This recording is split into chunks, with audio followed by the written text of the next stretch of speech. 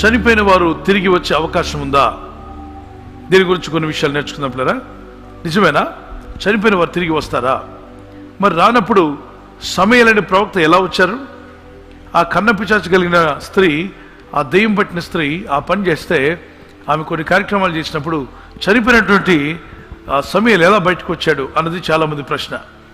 ఈరోజు మీరు విన్న ఈ వాక్యాన్ని అందరికీ కూడా తెలియపరచండి, లేదా ఇది అప్లోడ్ అవుతుంది కాబట్టి అందరికి చూపించండి. వాక్యం వినమని చెప్పండి, షేర్ చేయండి. మీరు చూస్తున్నారు భూమండలం, భూమి కింద అడుగు భాగంలో దేవుడు పాతాళాన్ని పెట్టాడంట. అది భూమి లోపలే అడుగు భాగంలో ఉందా, అది భూమి చుట్టూ ఉందా, అదంతా సృష్టికర్త అని దేవునికి తెలుసు. కానీ బైబిల్లో రాయబడింది భూమి అడుగున అగ్ని గంధకములు మండుచున్నట్టుగా ఉన్నాయి. అంటే భూమి ఆ కింద కూడా దేశం ఉంది కదండి, ఈ పక్కన కూడా ఉందా? మరి మధ్య భాగంలో ఉందా? ఎస్. ఇప్పుడు అమెరికాలో ఉన్న వారికి భూమి కిందంటే మనం కాదు, భూమి లోపల భాగంలో ఉంటుంది. మన దేశంలో ఉన్న వారికి, తూర్పు ఏషియన్ కంట్రీస్లో ఉన్న వారికి లోపల భాగం అంటే అది లోపల భాగంలో ఉంటుంది. సో దేవుని వాక్యాన్ని బట్టి మనం చూస్తున్నాం, భూమి మండలంలో భూమి పైన ఉన్నాం మనం. అక్కడ 2 స్థలాలు దేవుడు పెట్టాడు భూమి కింద. షియోల్ అని, హెడాస్ అని, టాట్రాడస్ అని రకరకాల ప్లేయర్లు ఇవ్వబడ్డాయి. ద పిట్, షియోల్ అనేటువంటి మాట కూడా వాడబడింది. ఓ పక్కనేమో పరిశుద్ధులు, పాత నిబంధన గ్రంథంలో ఉన్న పరిశుద్ధులు ఉండడానికి విశ్రాంతి స్థలం. అబ్రహాం మొదలుకొని మలాకి గ్రంథం వరకు, యేసు ప్రభు రక్తం కాచి ప్రాణం పెట్టేంత వరకు మరణించిన ప్రతి ఆత్మ పరిశుద్ధ రక్తం చిందించబడక ముందు వారి ఆత్మలన్నీ కూడా ఎక్కడికి వెళ్తూ ఉండేవి? వారి ఆత్మలన్నీ ఎక్కడికి వెళ్తూ ఉండేవి అంటే విశ్రాంతిలోకి. ఆ విశ్రాంతి స్థలాన్ని ఏమన్నారంటే ప్యారడైస్. అది ఎక్కడుందంటే భూమి కిందే ఉంది. మరి పాతాళం ఎక్కడుందండి? అది కూడా భూమి కిందే ఉంది. అదేమిటి? 2 భూమి కిందనే ఉన్నాయి. ఆ రెండింటి మధ్యలో పెద్ద అగాధం ఉంది, పెద్ద అగాధం. మీరు చూస్తున్నారు, ఈ పక్కన విశ్రాంతిలో ఉన్నటువంటి ఆత్మలు, వీరు పాత నిబంధన కాలం నుండి యేసు ప్రభువు రక్తం కార్చి మరణించి తిరిగి లేచేంత వరకు ప్యారడైస్ అనే ప్లేస్లో కుక్కలు ఉండవు అక్కడ. కానీ వాళ్ళు పిక్చర్లు ఏదో కుక్కను పెట్టినట్టున్నారు. కుక్క మాత్రం ఉండదు, పిల్లి ఉండదు, గాడిదలు ఉండవు, గుర్రాలు ఉండవు, మనుషుల ఆత్మలు మాత్రం ఉంటాయి. ఈ పక్కన అగ్ని గంధకాలతో మండుతున్న గుండం, అంటే అగాధం ఏర్పాటు చేయబడింది. ఇది లూకాసు వార్తలో మీకు కనిపిస్తుంది. లూకాసు వార్త 16వ అధ్యాయం 19వ వచనం నుండి 20వ వచనం వరకు అబ్రహాం అంటాడు, నీకును మాకును మధ్యలో పెద్ద అగాధం ఉంచబడి ఉన్నది. అక్కడ వారు ఇక్కడికి రాజాలకున్నట్లు, మేము మీ యొద్దకు రాజాలకున్నట్లు దేవుడు మధ్యలో పెద్ద అగాధం ఏర్పాటు చేశాడు. పెద్ద గల్ఫ్, అగాధం ఏర్పాటు చేయబడింది. గనుక చెడ్డాత్మలు, ఏవైతే చెడ్డాత్మలు ఉన్నాయో, మూర్ఖంగా బ్రతికి, మూర్ఖంగా చెడ్డవారుగా, నరహంతకులుగా, వ్యభిచారులుగా, దుఃఖపరిచేవారుగా, శాడిస్టులుగా, అనేకులను చంపి వారి చేతులన్నీ రక్తపూరితంగా చేసుకున్న ఆత్మలన్నీ వారు చనిపోయినప్పుడు వారి ఆత్మలు నేరుగా అగ్నిగుండానికి, పాతాళ అగ్నిగుండానికి వెళ్ళిపోతాయి వారి ఆత్మలు. మరి భక్తిగా, ప్రార్థనాపరులుగా, దేవుని యందు విశ్వాసం ఉంచిన వారుగా జీవించిన వారి ఆత్మలు ప్యారడైస్లోకి వెళ్ళాయి. పాత నిబంధనలో ఉన్న విషయం చెప్తున్నాను, రైట్? అప్పటికి ఎందుకని పాత నిబంధనలో భక్తులు పరలోకం వెళ్ళలేదు? యేసు ఇంకా పరిశుద్ధ రక్తాన్ని చిందించలేదు కాబట్టి, రైట్? అయితే మీరు అక్కడ పిక్చర్లో ఉన్నటువంటి గుర్రాలు కానీ, కుక్కలు కానీ, నక్కలు కానీ ఉంటాయని మీరు అనుకోకూడదు. అవన్నీ కూడా ఉండవు. జస్ట్ మీకు అర్థం చేసుకోవడానికి అక్కడ పెట్టారు, right? Talking Lazarus to heaven, taking Lazarus to heaven. చూద్దాం, లాజరస్ని దేవదూతలు ఎలా తీసుకెళ్ళాయి. Lazarus were taken up to heaven. It's not heaven, actually it's a paradise. So text మీరు కరెక్ట్ చేసుకోండి, ప్యారడైస్ అనేటువంటి place. Taking Lazarus spirit to paradise అని రాసుకోండి, హెవెన్ అని రాయొద్దు. అక్కడ చనిపోయాడు లాజర్. చనిపోయినప్పుడు అతని ఆత్మను తీసుకెళ్ళడానికి దూతలు వచ్చి అతని ఆత్మను తీసుకుని వెళ్ళాయి. ఆత్మకు ఫ్యాంట్ షర్ట్లు ఉండవు పిల్లరా, కానీ మీకు అర్థం చేసుకోవడానికి వేశాం. అక్కడ పిక్చర్ చూపిస్తున్నారు. మరి మీరు ఏ డ్రెస్లో ఉన్నారో ఆ డ్రెస్లో వెళ్ళారు, మీ ఆత్మ వెళ్తుంది అక్కడికి. అతను బోంది భూమి మీద ఉండిపోయింది. పాతాళానికి ఎవరు వెళ్ళారు? ఆ ధనవంతుడు వెళ్ళిపోయాడు. దేవుడు ఒక్కడిని నమ్మలేదు. అతనికి ఇల్లు ఉన్నాయి, బళ్ళు ఉన్నాయి, అన్నీ ఉన్నాయి, కానీ పాప బంధకాల్లో బతికాడు. పాప బంధకాల్లో బతికి అతని ఆత్మ పాతాళ అగ్నిగుండానికి వెళ్ళింది. ఈ రోజుల్లో కూడా చాలా మంది డబ్బు ఉంది కానీ దేవుని ఎందుకు రారు, ధనాన్ని చూసుకుంటూ ఉంటారు, ఆస్తిపాస్తులు చూసుకుంటారు, నాకేం కొద్దు అనుకుంటారు. కానీ సడన్గా మరణించారని వార్త వస్తుంది. అందరూ మరి హవాక్ అవుతారు. కంగు తింటారు. ఏంటి ఈ పెద్ద ఆయన ఎలా చనిపోయాడు, ఇంత ధనవంతుడు కదా అని. హఠాత్తుగా వాని ఆత్మ నిత్య నరకాగ్నిగుండానికి వెళ్తుంది, పాతాళ అగ్నిగుండంలో యాతన పడుతూ ఉంటుంది. ఇది లూకాసు సువార్త 16:19 నుండి 31 వచ్చిన వరకు. రిచ్ మ్యాన్ అండ్ లాజరస్ మీకు కనిపిస్తాను. అబ్రహాము ఎటుపక్క ఉన్నాడు, అక్కడికి వెళ్తాడు లాజర్. దరిద్రుడు అయినా కూడా భక్తి కలిగిన వాడు. మరి ఇతను మనవడే, అబ్రహాం గారు మనవడే. ఎవరు? ఈ నరకంలో ఏడుస్తున్న ఆయన, పాతాళంలో ఏడుస్తున్న ఆయన. ఇతను ఎందుకు అక్కడికి వెళ్ళాడు అంటే, ఇతను అబ్రహాం సంతానం అయినప్పటికీ భక్తి లేకుండా బతికాడు, విశ్వాసం లేకుండా, ప్రార్థనకు వెళ్ళడు, దేవుణ్ణి గౌరవించడు, వాక్యానికి సమయం ఇవ్వడు, పిచ్చి పనులన్నింటికీ టైం ఉంటుంది. క్లబ్బులకు వెళ్తాడు, పబ్బులకు వెళ్తాడు, పబ్జీలు ఆడతాడు, వీడియో గేమ్లు ఆడతాడు. ఆ రోజులు ఏం ఆడాడు మనకేం తెలుసు, ఈ రోజులో ఉన్న పిచ్చి ఆటలన్నీ ఆడాడు. అలాగనే హగ్గింగు, పగ్గింగు, రకరకాల పిచ్చి పనులన్నీ చేశాడు. లాస్ట్కి క్రయింగ్, ఎక్కడ? నరకంలో క్రయింగ్ చేస్తున్నాడు, ఏడుస్తున్నాడు. అందుకే వాక్యం సెలవిస్తుంది, there are 2 places under the heaven, one is paradise, other one is Sheol. అగ్నితో మండుతూ కాలుతున్నటువంటి స్థలం. అయితే ఈ వ్యక్తులకు కలిగినటువంటి మార్పేటి చూద్దాం. దీని గురించి యేసు ప్రభువు వారు ఏమన్నారు? ఆయన కుడివైపున దొంగ, అతను అంటాడు, ప్రభువా నువ్వు నన్ను జ్ఞాపకం చేసుకుని రాజ్యంలో అన్నప్పుడు, నేడు నీవు నాతో కూడా పరదేశంలో ఉంటావు అన్నాడు. అంటే ఎక్కడికి వెళ్ళారు? పరలోకానికి వెళ్ళలేదు. ఎక్కడికి వెళ్ళారు? ప్యారడైస్. అది ఎక్కడ? భూమి కింద. అక్కడ ఎవరున్నారు? అబ్రహాం మొదలుకున్న భక్తులందరూ ఉన్నారు. అక్కడికి ఎవరిని తీసుకెళ్లారు? దొంగని తీసుకెళ్లారు పిల్లరా. ఈ దొంగ అక్కడికే వెళ్ళాడు, యేసు ప్రభువు అక్కడికే వెళ్ళారు. అంటే మరణించిన ప్రభు శిలువలో మరణించాక పైకి వెళ్లకుండా కిందకి వెళ్ళారా? అవును. ఆరోహణము, అవరోహణం. ఆయన అవరోహణం చెంది భూమి కింద అడుగులకు వెళ్ళారని రాయబడింది. అక్కడ ఆ ఆత్మలన్నీ చెరపట్టబడి ఉన్నాయి. ఎందుకని చెరపట్టబడ్డారు? పరిశుద్ధుడైన యేసు రక్తం చిందించబడలేదు కాబట్టి. మరి పాత నిబంధనలు వారు ఇచ్చిన అర్పణల బలులన్నీ కూడా జంతు బలు శాశ్వత పాపక్షమాపణ ఇవ్వవు. సంతాపాన్ని ఇస్తాయి, కొంతవరకు శాంతిని కలిగిస్తాయి తప్ప పూర్తిగా క్షమాపణ దొరకదు. అది bloodshed of Jesus Christ, atonement must be done, the blood of Jesus Christ. అంతవరకు వీరి ఆత్మలన్నీ ప్యారడైస్లో ఉన్నాయి. ఇవి ఈ ప్యారడైస్లోనే ఎవరున్నారు? సమయలు కూడా ఉన్నాడు. ఎవరి కంట్రోల్లో ఉంది ప్యారడైస్? అగైన్ సాతాన్ కంట్రోల్లో ఉంది. అదేమిటి సాతాన్ కంట్రోల్లోకి ఎలా వెళ్ళింది? ఈ భూమి, ఆకాశము, సముద్రం, ఈ మూడింటి మీద అధికారం దేవుడు ఆయాడంకి ఇచ్చాడు, ఆదాంకి. ఆదాం చేతిలో దేవుడు ఇచ్చాడు. ఆదాంని అంత ప్రేమించాడంటే మనందరికీ తండ్రి, నాన్నగారు ఆయనే ఆదాం గారు. ఆదాం అవ్వ వాళ్ళిద్దరి నుండి భూమి మీద ఉన్న ప్రజలందరూ వచ్చారు. అందుకే అందరి రక్తం ఎరిపే, తెల్లటి రక్తం అయినా, నలుపు ఉన్న రక్తం అయినా, తెల్లగా ఉన్నా, నల్లగా ఉన్నా, ఎవరితో ఎలా ఉన్నా రక్తం మాత్రం ఎరిపే. అందరూ అదే ఆక్సిజన్ పిలుస్తాం. పెద్ద కులం చిన్న కులం ఏమీ లేదు, మనం పెట్టుకున్నవే తప్ప మనుషులందరూ మనుషులే. అయితే ఇక్కడ గమనించండి, వెళ్ళిపోయిన ఆత్మలు 2 రకాలు. ఒకరు చెడ్డ ఆత్మలు, అవి పాతాళంలో మండుచు బాధపడుతున్నాయి. మంచి ఆత్మలు, ఎంతో కొంత భక్తి ఉన్న దాంట్లో మనస్సాక్షికి జాగ్రత్తగా లోబడి జీవించిన వాళ్ళు ఇప్పటికీ అన్నిల్లో ఉంటారు, మరి అన్ని మతాల్లో ఉంటారు భక్తి కలిగిన వారు. మరి వీరి ఆత్మలు ఎక్కడికి వెళ్తాయి? వారికి పరిచర్య అనేటువంటి జరుగుతుంది. పరిచర్య దూతలు అనేది డిఫరెంట్ సబ్జెక్ట్. వాటి గురించి నేను మీతో మాట్లాడుతాను. ఒక రోజున మనం అన్యులు యేసు ప్రభు గురించి వినకుండా చనిపోయిన వారు ఎక్కడికి వెళ్తారు? భక్తిగా ఉన్నారు, న్యాయంగా ఉన్నారు, మంచి సాక్ష్యం కలిగిన వారు, మరి వారి ఆత్మలు ఎక్కడికి వెళ్తాయండి? అది నెక్స్ట్ సబ్జెక్ట్ కింద మనం తీసుకుందాం. ఈరోజు సమయాలు ఎలా బయటకు వచ్చాయనేది మనకు కావాలి. మీకు తెలుసా, జైళ్ళు ఉంటాయి. జైల్లో రాజకీయపరమైనటువంటి రాజకీయంలో ఉన్న వారు ఎవరైనా జైల్లో పెడితే వాళ్ళకి హౌస్ అరెస్ట్ అంటారు. లేకపోతే వారికి జైల్లో టీవీ ఉంటుంది, న్యూస్ పేపర్ ఉంటుంది, వారానికి ఒకసారి బిర్యానీ ఉంటుంది, వారికి భోజనాలు ఉంటాయి, అన్నీ బాగుంటాయి. క్రిమినల్స్ ఉండే జైలు వేరు, పొలిటీషియన్స్ ఉండే జైలు వేరు. మీరు అర్థం చేసుకోవాలి. క్రిమినల్స్ చంపి, మర్డర్ చేసి, నరహత్య చేసి, అనేకులు దోచుకొని ఇబ్బంది పెట్టిన వాళ్ళందరికీ క్లిష్టమైన, కఠినమైన జైలు ఆ పక్కన ఉంటుంది. వాళ్ళకి అన్ని సమయాల్లో విశ్రాంతి తీసుకోవడానికి ఉండదు, వాళ్ళు క్రమశిక్షణ ప్రకారం చేయాలి. ఇటుపక్క ఉంటారు రాజకీయ నాయకులు, ఎవరైనా జైల్లో పెడితే వాళ్ళకి టీవీ ఉండొచ్చు, న్యూస్ పేపర్ ఉంటుంది, వారికి వార్తలు అందుతూ ఉంటాయి. కొన్ని దేశాల్లో కొన్ని కంఫర్ట్స్ వారికి ఇస్తారు. బయటకు ఒకటి వెళ్ళరు కానీ వాళ్ళకి అన్నీ ఉంటాయి. వాళ్ళు ఇప్పుడు మీరు చూస్తున్నారు లాలు గారు, ఇంకెవరైనా చూసే ఉండొచ్చు. అంటే ఉదాహరణ మీరు తెలుసుకోవడానికి పెడతా, వారికి అన్నీ ఇవ్వబడతాయి. ఈయన క్రిమినల్ దాంట్లో ఉండడు, ఈయన రాజకీయపరమైన వారు ఇందులో ఉంటారు. అయితే వినండి, వారని కాదు, ఎవరైనా సరే జస్ట్ ఫర్ ఎగ్జాంపుల్. అయితే వీరు బయటికి రావాలంటే ఏ పార్టీ, వీళ్ళ పార్టీ వాళ్ళు అధికారంలో లేరు, ఈయన పార్టీ, ఇప్పుడు ఉదాహరణకి లాలూ గారి పార్టీ అధికారంలో ఉన్నారనుకోండి, ప్రైమ్ మినిస్టర్గా ఈయన పార్టీ ఉందనుకోండి, తప్పనిసరిగా ఆయన బయటికి తీసుకొస్తారు.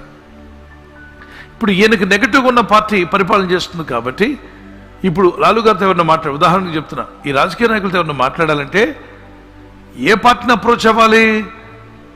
నెగటివ్గా ఉన్న పార్టీని అప్రోచ్ అవ్వాలి. వాళ్ళే పెట్టించారు లోపల కాబట్టి వాళ్ళ దగ్గరికి అతను శిక్షించడానికి ఒప్పుకోదు ప్రభుత్వం.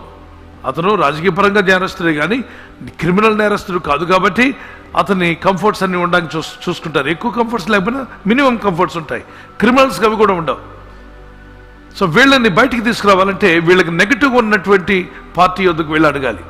ఒక్కసారి వారితో మాట్లాడతాం, అధికారం మీ చేతిలో ఉంది కదా, కొంచెం ఎంపీ గారు కొంచెం మాట్లాడండి, జైలు పర్మిషన్ ఇప్పించండి. వారు బయటకు వస్తే మేము మాట్లాడుతున్న తర్వాత ఆయన లోపలికి వెళ్ళిపోతాడు. ఏడు మా పార్టీ కాకపోయినా కొంచెం మాట్లాడడానికి పర్మిషన్ ఇవ్వచ్చు కదా. అప్పుడు వాళ్ళు పర్మిషన్ ఇస్తారు. పర్మిషన్ ఇచ్చినప్పుడు వీళ్ళు పిలిస్తేనే ఆయన బయటికి రావాలి.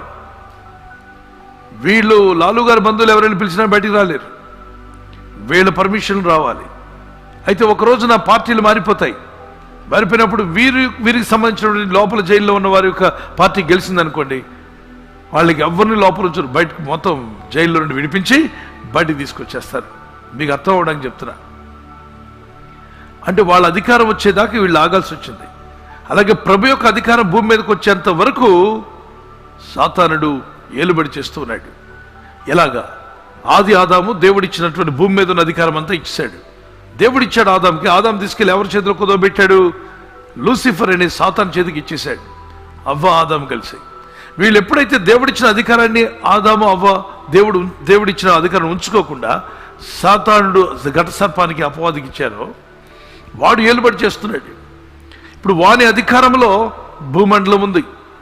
అవునా? అవును. ఈ భూమండలం మీద వాని అధికారం పరిపాలన జరుగుతుంది. అదేంటంటే భూమి మీద అధికారం వాడికి ఎలా వస్తుంది? ఈ అధికారం మందే. దేవుడైన ప్రభు మనకిచ్చాడు. భూమి అంతటి మీద, ఆకాశం పైన, సముద్రం మీద నేను మీకు అధికారం ఇచ్చినాను అని చెప్పాడు. ఆదికాండం 1:28-29లో నరులను అంతగా ప్రేమించి దేవుడు అన్ని అప్పగిస్తే మనకిచ్చిన అధికారం అలాగ అప్పలంగా తీసుకెళ్లి వాడి చేతిలో పెట్టాం. ఇప్పుడు భూమి మీద ఉన్న అధికారం ఎవరిదైంది? వాడిదైంది. ఉదాహరణకు మీకు ఇష్టం లేని అధికారి పరిపాలన చేస్తున్నాడు అనుకోండి, ఓట్లు వేశారు, మీకు ఇష్టం లేదు అతనంటే, అతను గెలిచాడు. ఎన్ని సంవత్సరాలు పరిపాలన చేస్తాడు? 5 ఏళ్ళు. 1 సంవత్సరం పరిపాలన అవ్వగానే మీరు చెప్పారు, మీరంటే మాకు ఇష్టం లేదు, మీరు దిగిపోండి అంటే నోరు మూయండి అంటాడు. ఎందుకని? మీరే కదా నాకు ఓట్లు వేశారు, ఇప్పుడు నాకు వచ్చిన అధికారం 5 years నేను ఎంజాయ్ చేయాల్సిందే, ఇప్పుడు మీరేం చెప్పినా నేను దిగను అంటాడు. అలాగే సాతానుకు ఒక టైం, ఆదాముకి ఇచ్చిన అధికారం ఈ భూమి ఉన్నంత వరకు మీరు బాగా బతకండి, పరిపాలన చేయమన్నాడు. ఆ పరిపాలన అధికారం ఈ భూమి ఉన్నంత వరకు ఉన్న అధికారాన్ని తీసుకువెళ్ళి అపవాదిని సాతానులో పెట్టబట్టి సాతానుడు ఎన్నాళ్ళు ఏళ్తాడు మానవ జాతిని? భూమి ఉన్నంత వరకు అనండి. అందుకే దేవుడు ఈ పాత భూమిని, ఆ పాత ఆకాశం రెండింటిని కూడా తీసేస్తాన్నాడు. క్రొత్త ఆకాశం క్రొత్త భూమిని కలుగు చేస్తున్నాడు. 2 పేతురు పత్రిక 3:6-7-8 మనకు కనిపిస్తుంది. 6వ వచనం నుండి 12వ వచనం వరకు 2 పేతురు పత్రిక. అయితే ఇక్కడ మీరు గమనించాల్సింది, కర్ణపిశాచి పట్టిన ఈవిడ పిలిస్తే సమూయేలు ప్రవక్త బయటికి రావడం ఏంటి? కొందరు అంటారు అది సాతానే ఆ వేషం వేసుకొని వచ్చిందని. కాదు, సమూయేలే బయటకు వచ్చారు. ఎలా చెప్పగలరు? సాతాను స్వాధీనంలో ఉందని చెప్పాను కదా, సాతాను స్వాధీనంలో ఉంది భూమండలం. అందుకే భూమి మీద అన్యాయాలు, అక్రమాలు, అత్యాచారాలు, అవినీతి కార్యాలు, బలత్కారము, దుష్టత్వము, మరి దౌర్జన్యాలు ఎందుకు జరుగుతున్నాయి? ఇవన్నీ దేవుని కంట్రోల్లో ఉంటే జరగవు. మనుషులు సాతాను కంట్రోల్ ఎక్కువ మంది ఉన్నారు. మీరు మంచి పోస్ట్ ఏదైనా పెట్టండి, వీడియోలో, యూట్యూబ్లో కానీ ఎక్కడ సోషల్ మీడియాలో పెడితే చాలా తక్కువ మంది చూస్తారు. ఒక చెడ్డ అపవిత్రమైన చూడకుండా దృశ్యాన్ని ఎదురు పెట్టారనుకోండి, ఎవరైనా, మీరు పెట్టద్దు కానీ ఎవరైనా పెట్టారనుకోండి, మిలియన్స్ చూస్తారు. మిలియన్స్. అదేంటి చెడ్డ పిక్చర్కి మిలియన్స్ చూస్తున్నారు? మిలియన్స్ చెడ్డోళ్ళు ఉన్నారని అర్థం. Millions, billions. చెడ్డ జాతి ఎక్కువ ఉంది భూమి మీద. మానవ జాతిలో సగానికి పైన చెడిపోయింది. చెడిపోయిన మానవ జాతిని బాగు చేయడానికి ప్రభు వచ్చాడు. ఆల్మోస్ట్ అందరిలో పాపం ఉంది, ఏ భేదం లేదు. దేవుడు అనుగురించి మరి మనుషులందరూ ఏ భేదము లేదు, అందరూ పాపం చేసి దేవుడు గురించే మహిమను పొందలేకపోతున్నారు. మహిమిద్దాం అంటున్నాడు దేవుడు, కానీ అందరూ పాపం చేసుకొచ్చున్నారు, మహిమను పొందలేకపోతున్నారు. ఇక్కడ మీకు పాయింట్కి రావాలి.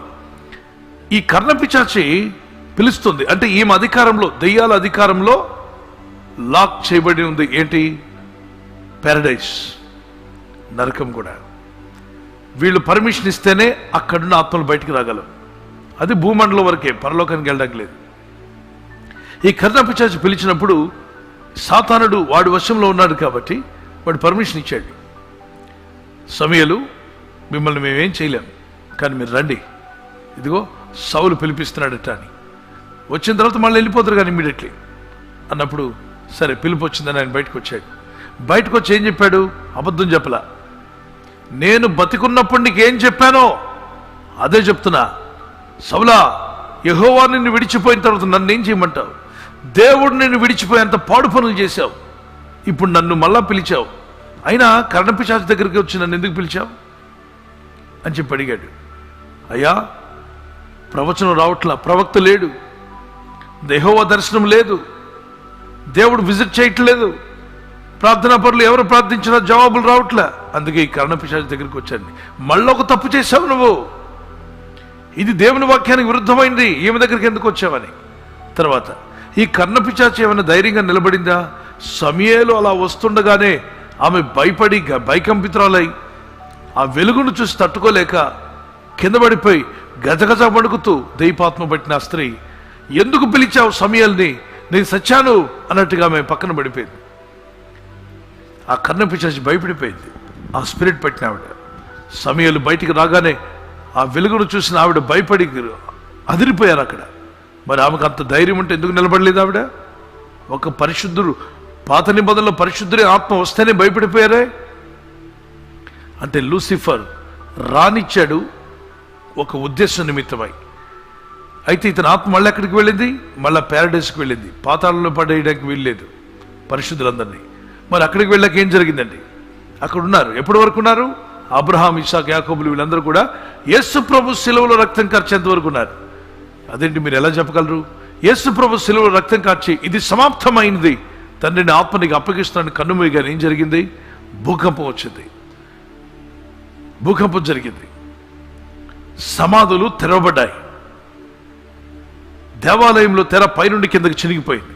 కింద నుండి పైకి చింపితే మనిషి చింపినాడు, పైనుండి కిందకి చింపితే దేవుడు చింపేశాడు. ఆవరణము పరిశుద్ధ స్థలంలో ఉన్న వారందరూ కూడా యేసు రక్తం ద్వారా అతి పరిశుద్ధ స్థలంలోకి వెళ్ళక అందరికీ పర్మిషన్ వచ్చేసింది, ప్రతి ఒక్కరు వెళ్ళిపోగలరు. అంతవరకు పరిశుద్ధ స్థలంలోకి ఎవ్వడు రావడానికి వీల్లేదు, ఒక ప్రధాన యాజకుడు తప్ప. వస్తే ఆవరణము, యాజకులు లేవీలైతే పరిశుద్ధ స్థలం. In the most holy place, no one is allowed.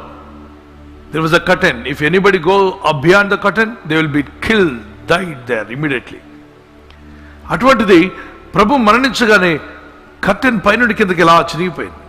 ఎప్పుడైతే చినిగిపోయిందో ప్రభు ఏమన్నా అంటే, యేసుక్రీస్తు రక్తము perfect blood was shed for the mankind. పరిపూర్ణమైనటువంటి యేసు ప్రభు యొక్క రక్తము మానవ జాతి యొక్క పాప క్షమాపణ నిమిత్తము చిందించబడింది. Atonement is done.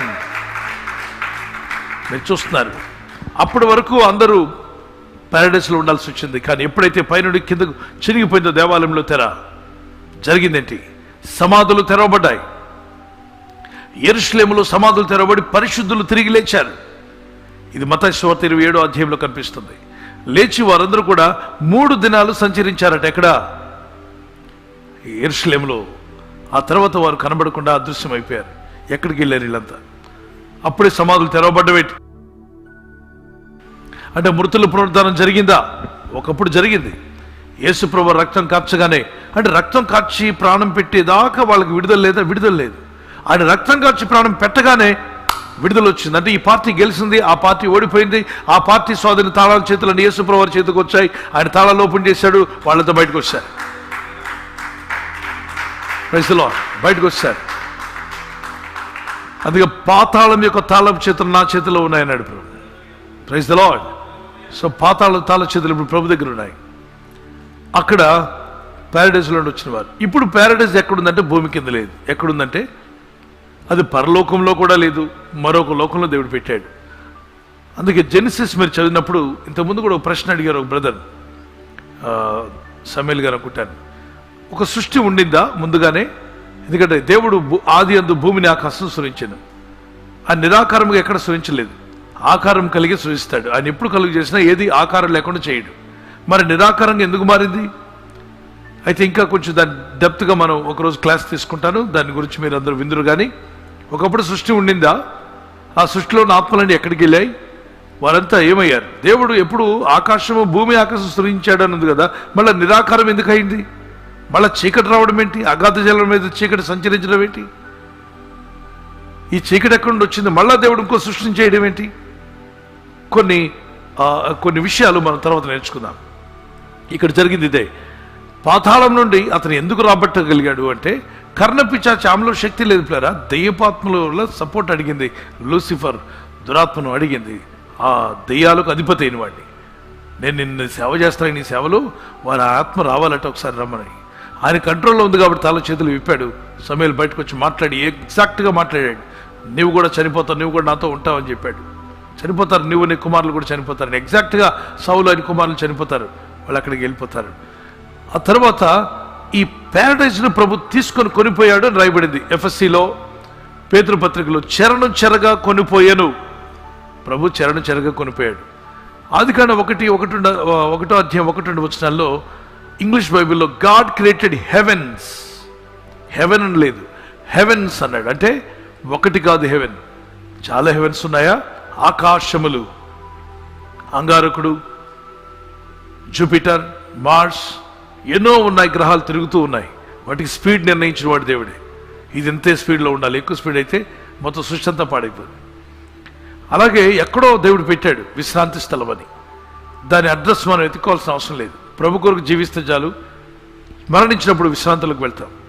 ప్రభు మేఘాలుడే వచ్చినప్పుడు ఆయన తన మహిమతో, తండ్రి మహిమతో వచ్చినప్పుడు, దూతల మహిమతో, అప్పుడు మృతులైన వారు తిరిగి లేస్తారు. అంటే విశ్రాంతి స్థలంలో ఆత్మలన్నీ పంపిస్తాడు, వారు తిరిగి లేస్తారు ప్యారడైజ్ నుండి. ఆ ప్యారడైజ్ ఎక్కడా అని మీరు నన్ను అడగొద్దు, ఉంది. ఎక్కడ ఉంచాలో దేవుడు అక్కడ పెట్టాడు. ఒక ఉన్నత స్థలంలోనే పెడతాడు దేవుడు, ఎప్పుడు అపవిత్రమైన స్థలంలో పెట్టాడు. అందుకే పౌలు అంటాడు, నేను మరణించి నా ప్రభుతోనే ఉండగోరుచున్నాను. అంటే పౌలు గారు మరణించాక పరిశుద్ధుల ఆత్మలు ఎక్కడుంటాయి ఆయనకు అర్థమైపోయింది. అక్కడికి ప్రభు వస్తూ ఉంటాడు, ఆత్మస్వరూపైన ప్రభు పరిశుద్ధులకు వచ్చి వెళ్తూ ఉంటాడు. దేవుని సన్నిధిని యెహోవా దూతలన్నీ కూడా కలుసుకున్నాయి. దేవుని సన్నిధిలో దూతలన్నీ కూడా దేవుని సముఖమందు ప్రజెంట్ అయినప్పుడు లూసిఫర్ కూడా, అపవాదైన సాతాను కూడా వచ్చాడని రాయబడింది. సాతాను ఎలా వస్తాడు దేవుని సన్నిధిలో? పరలోకం వెళ్ళలేడు కదండి. అక్కడ పరలోకం అని రాయలేదు బైబిల్లో. యోబు గ్రంథం 1వ అధ్యాయంలో దేవుని సముఖము, ఆయన ఎక్కడో మీటింగ్ పెట్టాడు అసెంబ్లీ. దూతలన్నింటిని రమ్మని చెప్పండి అన్నాడు. దూతలన్నీ వచ్చి అటెండ్ అయ్యాయి. అది అంగారకుల్లో పెట్టాడా, జూపిటర్లో పెట్టాడా, మార్స్లో పెట్టాడా, మరొక ఆకాశంలో పెట్టాడా, ఎక్కడ పెట్టాడో అడ్రస్ ఇవ్వలేదు. ఆయన దేవుని సముఖం అంటే ఎక్కడ దేవుడు వస్తే అక్కడ సముఖం. ఎక్కడ 2-3 నా నామలో కూడి ఇందరు వారి మధ్యలోనే ఉంటారు ఆయన సన్నిధి. చాలా మంది సాతాను ఎలాగంటే పరలోకం వెళ్ళాడంటారు. పరలోకం రాలేదు, పరలోకంలోకి వాడికి అలవాడు లేదు. ఒకసారి పడగొట్టబడ్డాక వాడు అక్కడికి రాడు. మరి ఎక్కడ? దేవుడు ఎక్కడో మీటింగ్ ఏర్పాటు చేశాడు. ఇప్పుడు సీఎం గారు అసెంబ్లీలోనే కాదు, అప్పుడప్పుడు బయట మీటింగ్లు ఏర్పాటు చేస్తారు. క్యాబినెట్ మినిస్టర్స్ అందరూ వస్తారు, మరి శాసనసభ్యులు అందరూ వస్తారు, ఎమ్మెల్యేలు అందరూ వస్తారు. ఒక గ్రౌండ్ తీసుకుంటారు, అక్కడ ఏర్పాటు చేసి ఆ పార్టీ నాయకులు అందరూ వచ్చి మాట్లాడుతుంటారు కదా. అప్పుడు సీఎం గారు మరి వస్తున్నారు కాన్వాయ్తో అన్నప్పుడు సీఎం గారి యొక్క సన్నిధిలోనే, అంటే సీఎం గారి యొక్క ప్రెజెన్స్లోనే ఇవన్నీ జరిగాయండి అంటారు. అంటే సీఎం గారి ప్రెజెన్స్లో అన్నప్పుడు అది ఖచ్చితంగా సచివాలయంలో జరిగిందని కాదు, లేదంటే అసెంబ్లీలో జరిగిందని కాదు, ఎక్కడో సముఖమందు. అలాగే దేవుడు, సాతానుడు యేసు దేవుడు ఉన్నటువంటి స్థితికి ఎలా వచ్చాడని కూడా అక్కడ రాయబడింది. దేవుని బిడ్డలను గమనించండి. ఈరోజు మీరు అర్థం చేసుకోవాలి, ఈ భూమండలం మీద ఎన్నో విషయాలు దేవుడు కలుగు చేసే, భూమి కింద కూడా నరకం ఉందని. వీటిలో కొన్ని మాటలు చెప్పి నేను ముగిస్తాను, త్వరగా రాసుకోండి, పెన్ పేపర్ తీసుకొని.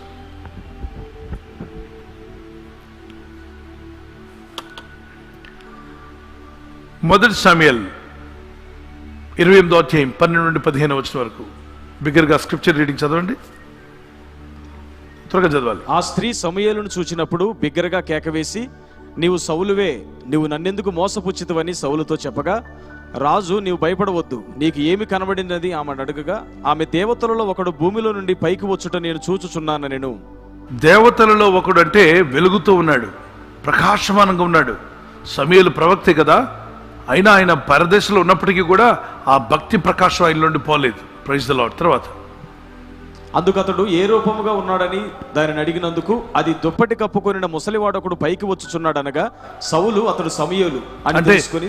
మహిమ శరీరం ఇవ్వబడలేదు, అప్పటికి వారికి ఏమి ఇవ్వబడలేదు అంటే మహిమ శరీరం ఇవ్వబడలేదు. ఆయన చనిపోయేటప్పుడు ఏ దృశ్యంలో ఉన్నాడో దుప్పటి కప్పుకొని ముసలివాడు వెళ్ళి అలాగే కనిపించాడు. ఆ తర్వాత సమూయేలు, నన్ను పైకి రమ్మని నీవెందుకు తొందర పెట్టితవని సౌలును అడగగా, మరి సమూయేలు సాతాన్ని సమూయేలులాగా వచ్చుంటే ఆ సంభాషణ మీరు చూస్తే నిజం మాట్లాడుతున్నాడు.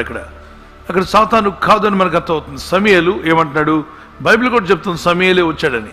సమూయేలు, నన్ను పైకి రమ్మని నువ్వెందుకు తొందర పెట్టితివని సౌలును అడగగా, ఒకవేళ సాతానే ఆ రూపంలో వచ్చినని ప్రభు అక్కడ రాయించి ఉండేవాడు. సాతాను వచ్చుంటే అక్కడెక్కడ రాయలేదు, సమూయేలు అని రాస్తున్నాడు. అని అడగగా, సౌలు, నేను బహు శ్రమలలో ఉన్నాను, ఫిలిష్తీయులు నా మీదకి యుద్ధమునకు రాగా దేవుడు నన్ను ఎడబాసి ప్రవక్తల ద్వారా నన్ను స్వప్నముల ద్వారా నన్ను నాకు ఏమీ సెలవీయకున్నాడు, కాబట్టి నేను చేయవలసిన దానిని నాతో తెలియజెప్పుటకే నిన్ను పిలిపించింది అన్నాడు. తర్వాత ఇక్కడ కరణ పిశాచు యుద్ధకు వెళ్ళొద్దని, దెయ్యముల యుద్ధకు వెళ్ళకూడదని, సోది చెప్పించుకోకూడదని, చేతి రేఖలు చూపించకూడదని, అలాగనే దేవుని పిల్లలు ఎప్పుడు కూడా జ్యోతిష్కాలు చూపించుకోకూడదని, నక్షత్ర శాస్త్రానికి భయపడకూడదని, ఆకాశంలో కనబడే చిహ్నాలకు భయపడకూడదని, అన్యులు భయపడతారు మీరు వాటికి భయపడరాదని ఎంతో స్పష్టంగా ఇర్మియా గ్రంథం 10వ అధ్యాయంలో కూడా రాయబడింది. దేవుని పిల్లలారా, మనం అటువంటి వాటిని చేయడం దేవునికి కోపం తెప్పిస్తాయి. అందుకే చనిపోయిన వారి దగ్గర విచారణ చేయకూడదన్నాడు. అటువంటి పొరపాటును కూడా చేయకండి. చేసిన సౌలు మరణ శిక్షను తెచ్చుకున్నాడు, భయంకరమైన శిక్ష. తాను తన కుమారులు కూడా చనిపోవలసి వచ్చింది. అటువంటి పరిస్థితి మీరు ఎప్పుడు కూడా తెచ్చుకోవద్దు. తన రాజ్యాన్ని కోల్పోవలసి వచ్చింది. సౌలు చాలా నష్టపోయాడు. అందుకే దేవుని వాక్యానికి విరుద్ధమైన వాటిలోకి వెళ్ళొద్దు. ఇక్కడ సమూయేలే వచ్చాడు, మాట్లాడి వెళ్ళిపోయాడు. ఎక్కడికి? పరదేశకి. ఎలాగూ అంటే పరిశుద్ధుల ఆ యొక్క స్వాధీనంలోకి రావడం యేసుప్రభు ఇంకా రక్తం కార్చలేదు కాబట్టి. ఇప్పుడు అన్ని స్వాధీనాలు పాతాళం యొక్కయు దాని యొక్క తాళం చేతులు ఎవరి చేతిలో ఉన్నాయి? ప్రభు యుద్ధం ఉన్నాయి. సర్వాధికారం ప్రభుకి ఇవ్వబడింది. ఆయన రెండవ ఆదాముగా, లాస్ట్ ఆదాముగా వచ్చి ఆ మొదటి ఆదాం చేసిన తప్పిదాలకు మనం చిక్కబడ్డాం. రెండవ ఆదాముగా యేసయ్య వచ్చి మన చిక్కులన్నింటి నుండి విడిపిస్తున్నాడు. యేసు రక్తం ద్వారా మనం విడుదల పొంది స్వతంత్రులమవుతున్నాం. కనుకనే మీరు లాస్ట్ ఆదాం అని యేసుక్రీస్తు రక్తం కిందకి రండి. రాకపోతే పాత ఆదామైన సాతాన్ రక్తంలో ఉంటాం. అంటే అపవాది చేత మోసగించబడిన ఆదాం రక్తం కింద ఉన్నట్లయితే సాతానుడు చలామణి చేస్తాడు. మనమే దురాత్మలు మనల్ని భయపెడుతూ ఉంటాయి, లోకం మనల్ని కృంగదీస్తుంది, అన్ని రకాలుగా ఇబ్బందులు కలుగుతుంటాయి. కానీ యేసు రక్తం కిందకు రాగానే మీ యొక్క సన్షిప్ అనే సిన్ కాన్షియన్స్ పై సన్ కాన్షియన్స్ అంటే నేను క్రీస్తు వాడను, ఆయన కుమారుని అనేటువంటి ఒక దైవత్వం మీలోకి వచ్చేస్తుంది. యోహాను సువార్త 1:12 ఆయనను అంగీకరించిన వారికి, అనగా ఆయన కుమారుని యందు విశ్వసించిన వారికి దేవుని కుమారులకు ఆయన అధికారం అనుగ్రహించాడు. మీరు దేవుని కుమారులు అని వాక్యం సెలవిస్తుంది. Praise the lord. ప్రార్థన చేసుకోబోయే ముందు మీకు ఇంకేమైనా క్వశ్చన్స్ ఉంటే దీని మీద రాసి మీరు రేపు రోజు సాయంకాలం మీరు అడగొచ్చు. ఖచ్చితంగా దాని గురించి కూడా నేను జవాబులు ఇస్తాను. ప్రార్థన చేసుకుందాం. అయితే ఇప్పుడు వరకు మీరు విన్నటువంటి విషయాలు, మరికొన్ని విషయాలు నేను మీకు జ్ఞాపం చేసి ముగిస్తాను. దేవుని బిడ్డలను గమనించండి. దేవుని వాక్యాన్ని వింటున్న మనము ప్రభు అంటున్నాడు ప్రకటన 1:18 చదవండి. నేను మొదటివాడను కడపటివాడను జీవించువాడను మృతుడనైతిని గాని ఇదిగో యుగయుగములు సజీవుడనై ఉన్నాను, మరియు మరణము యొక్కయు పాతాళ లోకము యొక్కయు తాళపు చెవులు నా స్వాధీనములో ఉన్నవి. నేను మొదటివాడను కడపటివాడను జీవించువాడను మృతుడనైతిని గాని ఇదిగో యుగయుగములు సజీవుడనై ఉన్నాను, మరియు మరణం యొక్కయు పాతాళం యొక్కయు తాళపు చెవులు నా స్వాధీనంలో ఉన్నాయి. చేపలు కూడా దేవునికి స్తోత్రం చేద్దాం. Praise the Lord. విధాం. ఇప్పుడు నేను అడుగుతున్నాను, మీరు చెప్పండి. ఒకప్పుడు ఈ తాళం చేతులు ఎవరి దగ్గర ఉన్నాయి? సాతాన్ చేతులు. అంతకుముందు ఆదాంకి అధికారం ఉండేది. ఆదాం దగ్గర ఎవరు తీసుకున్నారు? సాతాన్. ఎలాగూ ఎలక్షన్లో ఓట్లు వేసాడు ఎవరు? ఆదాం. ఏదైనా తోటలో ఓట్ల ఎలక్షన్ జరిగినట్టే ఉంది. సాతాను గుర్తేంటి తెలుసా? సర్పం. దేవుని గుర్తేంటి తెలుసా? ప్రార్థన. రోజు ప్రార్థన చేయండి ఉదయం సాయంత్రం అని.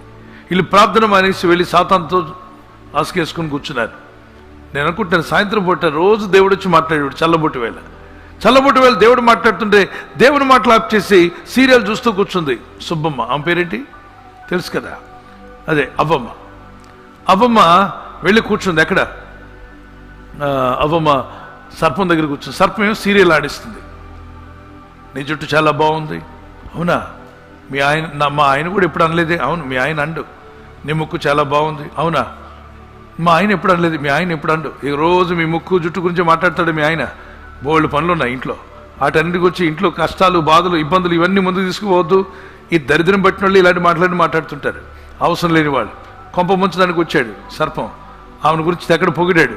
పొగడ్తలకి ఉరికి ఒకటే మరి ఆకాశంలోకి వెళ్ళిపోయినట్టుగా పొగడ్తల్లో మునిగి తేలింది. లాస్ట్గా అన్నాడు అవ్వమ్మ. అందుకే దేవుడు వాక్యం చెప్తుంది. సర్పం అంటే ఆదాము లేని టైంలో వచ్చాడంట సర్పం. వచ్చి అన్ని సోది చెప్పాడు. ఈమె సీరియల్ చూడడం ప్రారంభించింది దేవుని వాక్యం వినకుండా. లాస్ట్ కొందరు అనుకుంటున్నారు కూడా 8:30కి అబ్బా ప్రార్థన పెట్టేశారు. Serial time. దేవుని మాట వింటావో సీరియల్ మాట వింటావో తీర్మానం ఇదే. గుర్తుపెట్టుకోవాలి. వాక్యం, ప్రార్థన, దేవునికి ప్రాధాన్యత ఇద్దాం, దేవునికి ఇష్టంగా జీవిద్దాం. లాస్ట్కి ఏమైంది? తనకి ఇచ్చినటువంటి దేవుడు ఇచ్చిన అధికారాన్ని, తన భర్తకి ఇచ్చిన అధికారాన్ని పూర్తిగా కోల్పోయింది. అపవాది తీయని మాటలతో వచ్చి నిండా ముంచేశాడు. ఈరోజు కూడా తప్పుడు బోధల ద్వారా కూడా వస్తున్నాడు. క్రైస్తవులను కూడా మోసగించడానికి, ఏర్పరచబడిన వారిని దారి తప్పించడానికి వస్తున్నాడు. జాగ్రత్త.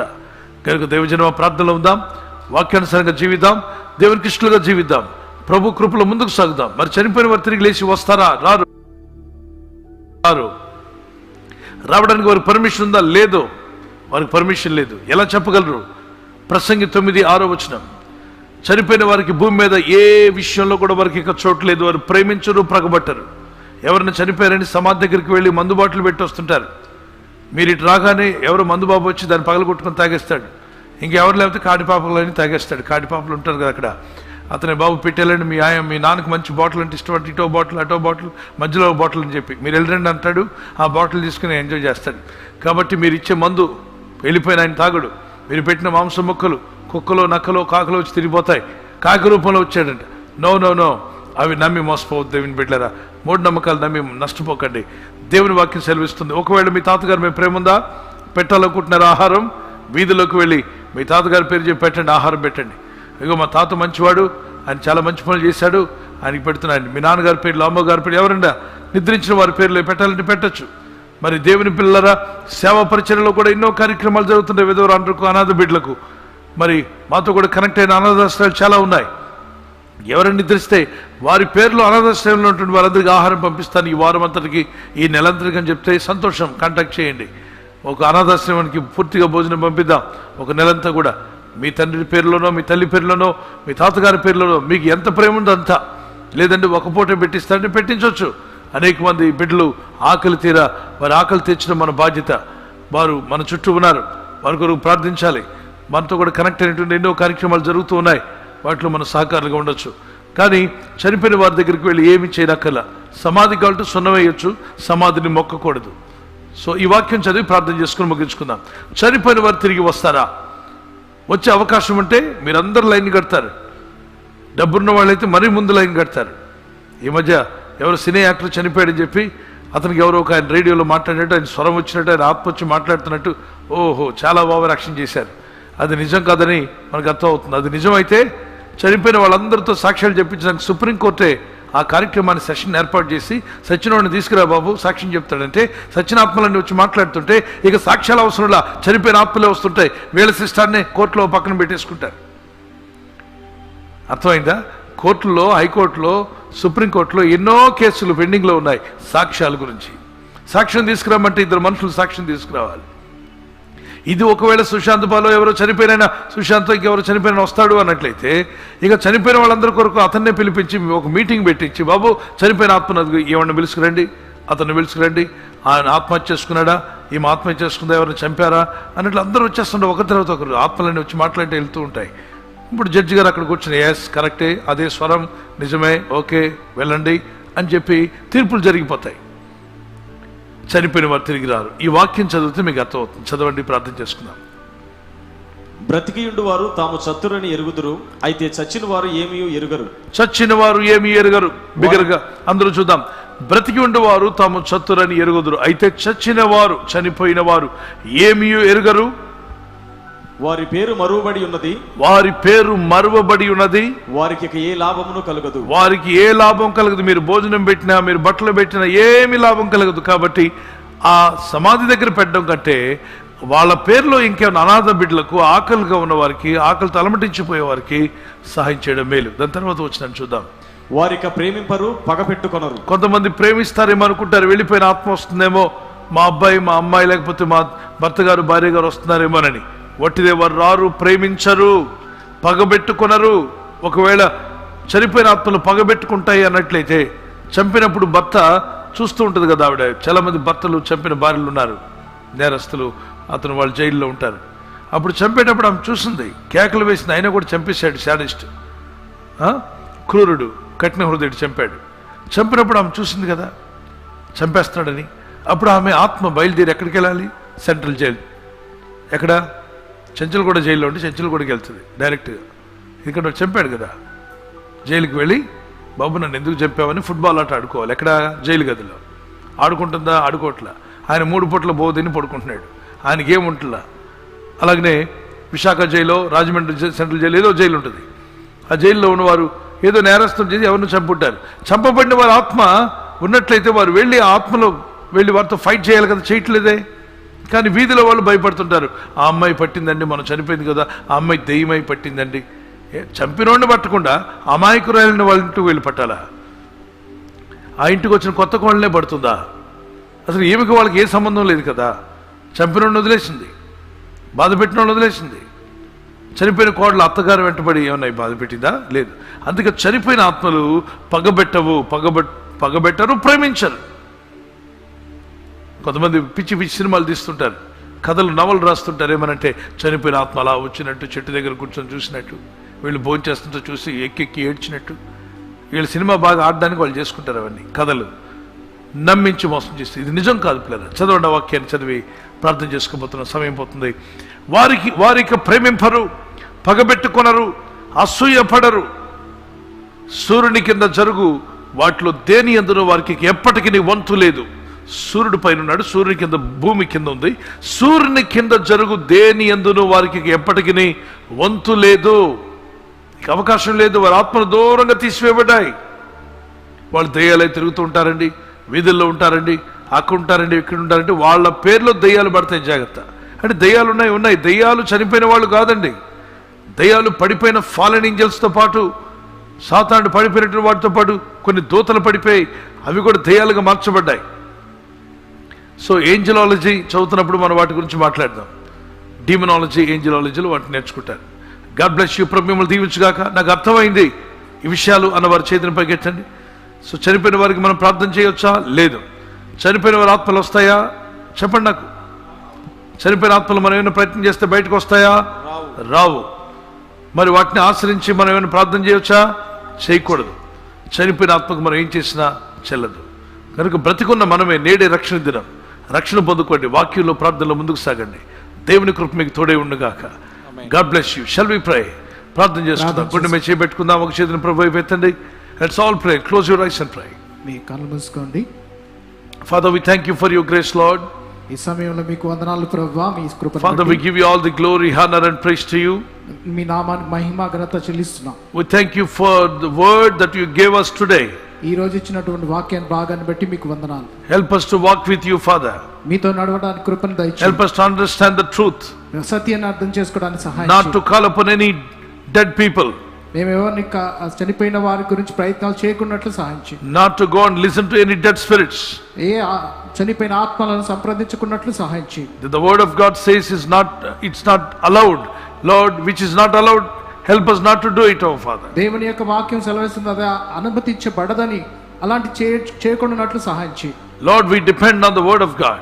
మేము దేవుని యొక్క వాక్యం మీద Help us ఆధారపడుతున్నాం. to build our spiritual life in the solid rock, the word of God. దేవుని వాక్యమైనటువంటి ఆ యొక్క పునాది మీద మేము కట్టబడినట్లు సహాయం చేయండి. Jesus, your words are my foundation. నీ యొక్క వాక్యమే నాకు పునాదిగా ఉంటుంది. Yes, I believe that dead people will never love or never have any jealousy or never come and help anybody. చనిపోయినటువంటి వారు ఎవరిని ప్రేమించరు, అసూయ పెట్టుకోరు, ద్వేషించరు. They don't come and talk to anyone. ఎవరితో మాట్లాడరు. Lord, that has gone to the place where you have prepared a place for them. వారికి ఏర్పాటు చేయబడినటువంటి ప్రాంతానికి వారు వెళ్ళిపోయి ఉంటున్నారు. Lord, the people, those who live alive, those who are alive, let them help us to depend and receive salvation from God. దేవా, బ్రతికి ఉన్నటువంటి వారు నీ యొక్క రక్షణ పొందుకోవడానికి కృప చూపించండి. Living may come back to God and repent and have a born again experience and walk with the Holy Spirit. బ్రతికి ఉన్నటువంటి వారు దేవుని సన్నిధి, దేవుని రక్షణ పొందుకున్నట్టు కృప చూపించండి. Father, change every one of us, Master. మమ్మల్ని అందరినీ కూడా మార్చండి ప్రభు. Let everyone receive a life-changing experience in their life. వారి జీవితంలో ఒక మార్పు వారి జీవితంలో పొందుకున్నట్లు సహాయం Pour out your Holy Spirit and bless us, Lord, my God. దేవా, మమ్మల్ని దీవించండి. నీ ఆత్మకు సమర్పించుకుంటున్నాం. నీ ప్రజలందరినీ చేతికి అప్పగిస్తున్నాను. దీవించి వర్ధిల్ల చేసి నామానికి మహిమకరంగా నిలబెట్టుకోమని యేసుక్రీస్తు పరిశుద్ధ నామములో ప్రతి ఒక్కరిలో సందేహాలు తీసివేసి పరిశుద్ధాత్ముడ సర్వసత్యంలో నడిపించమని, మీరే మహిమ పొందమని క్రీస్తు యేసు నామములో అడిగి వేడుకుంటున్నాను నా పరలోకపు తండ్రి. ఆమేన్. God bless you. దైవజనమా, దేవుడు మిమ్మల్ని దీవించుగాక. రేపు ఉదయకాలం మనకు మరొక సెషన్ ఉంది పిల్లరా. రేపు ఉదయకాలం మనం వినబోతున్నటువంటి వాక్య సందేశము, ఆ రోజు ఆ ఇంట్లో అతిథిగా యేసు. ఆ రోజు ఆ ఇంట్లో అతిథిగా యేసు ఎందుకు వచ్చారు, ఏం చేశారు అని చెప్పిన ఉపమానం ఏంటి అని చెప్పిన మాట